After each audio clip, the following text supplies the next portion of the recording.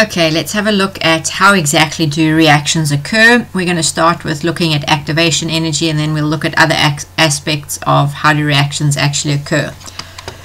What are the reaction mechanisms? So, activation energy is the minimum energy required for the reaction to occur. Activation energy is the minimum energy required for a single reaction to occur between two or more particles. And we write it as E sub A or E sub little a. Okay, so this is the minimum energy you need before you can have a reaction. Every reaction has got its very own activation energy, and that activation energy will be the same at the same conditions of temperature and pressure all over the world.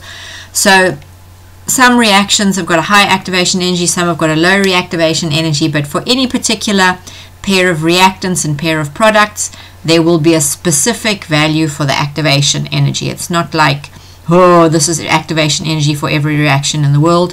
It depends on what your reactants are. They will each have their own activation energy. The value of it depends on what kind of bonds there are between the atoms that are going to react, and as well between the forces between the molecules. So remember, the interatomic bond is like, are you ionic or are you covalent? So an ionic and a covalent bond will have different strength of interatomic bonds, and obviously the type is, are you ionic or are you covalent? And then once you are ionic or covalent, how strong are your intermolecular forces? So for instance, if we look at water, water is a covalent molecule, but it has hydrogen bonding. So if you want to get water to react, you've got to worry about overcoming these forces of attraction between the water particles before you can enter into a chemical relationship with the water. So not only do you have to break the covalent bonds, you have to consider overcoming these forces of attraction between the particles. So in a chemical reaction, you have to understand that there are existing bonds that are broken, and then new bonds are made. So here is silver nitrate, here is a magnesium ion, and in a solution a magnesium ion will come along and it will immediately knock out the silver ions, and the magnesium will now be preferentially bonded with the nitrate. So some of these things, depending on what reacts, what doesn't react, some of this is in electrochemistry. Remember when we talked about redox reactions, you can sometimes make predictions based on those redox potentials in that table of redox potentials. But what we're interested in now is the mechanism of reaction. Break a bond, form a bond. Okay, so we need to break bonds to form and then form new bonds. That's how chemical reaction occurs. So in every single reaction on the world, that energy that is used to start the reaction is used to break bonds. So every single reaction, look, here is an endothermic reaction and here is an exothermic reaction. Do you remember these curves from last year? Okay, so the first step in every reaction is endothermic, and this is the activation energy that is required. How much energy must I put into the reactants to get them up to this state where the bonds are broken, and once all the bonds are broken, new bonds can form and we can make a product. So the first step is always endothermic. So up here, when we get up to the top here, when the bonds are broken, the particles make what's called an activated complex. Okay, so in goes some energy, bonds are broken, everything's really unstable up here, the atoms are all looking at each other saying, shall I bond with you, shall I not bond with you, yes, no, I don't know, can we bond? And then if the collision is effective, you will get new bonds and you will get a product. Okay, and then sometimes if energy is released, the reaction is exothermic. You've got to understand that in an effective and in an ineffective collision, in a collision where nothing happens, the two things bang into each other, the reactants, boom, they bang into each other, they get to the top of this curve, they get to the unstable state, the collision is not effective, they go back to being reactants.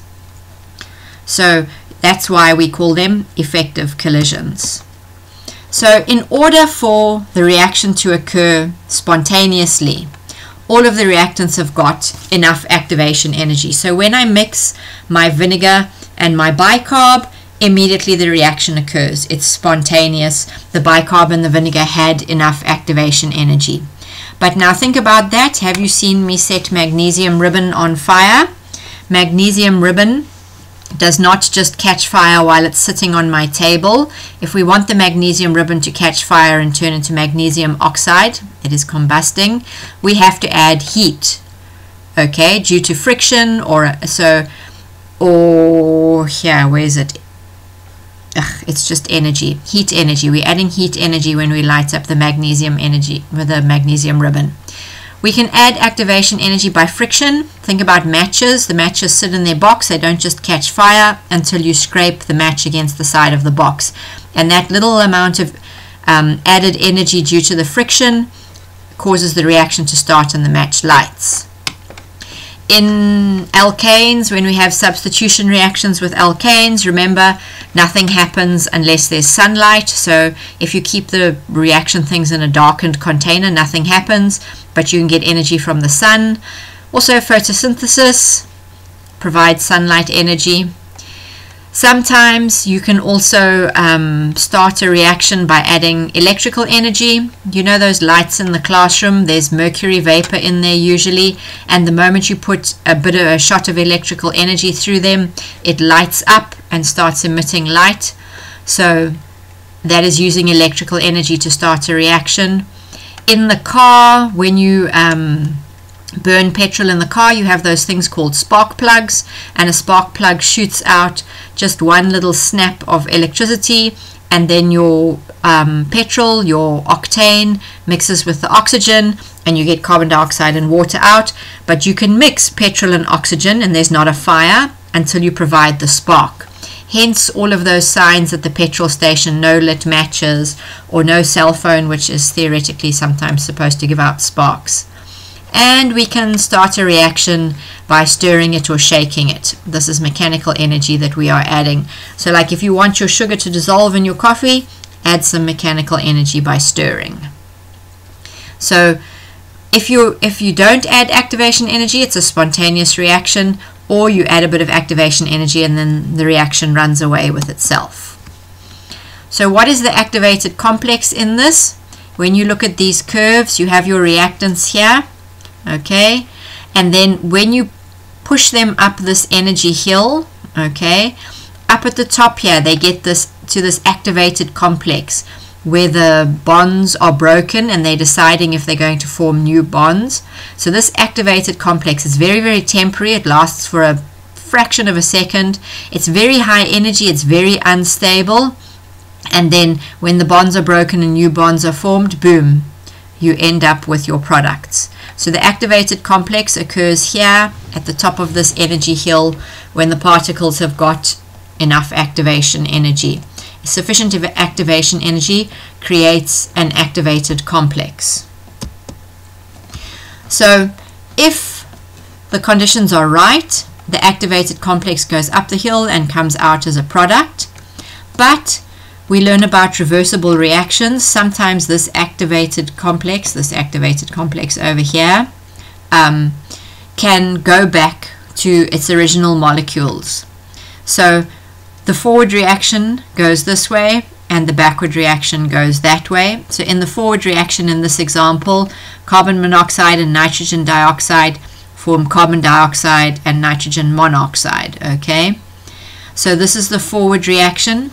But sometimes when the things are up here at this activated complex, instead of going to form the product, they go back and form the reactant. And this is when we end up with a reversible reaction. We have both reactants and products in the system at the same time. And we're going to stop here.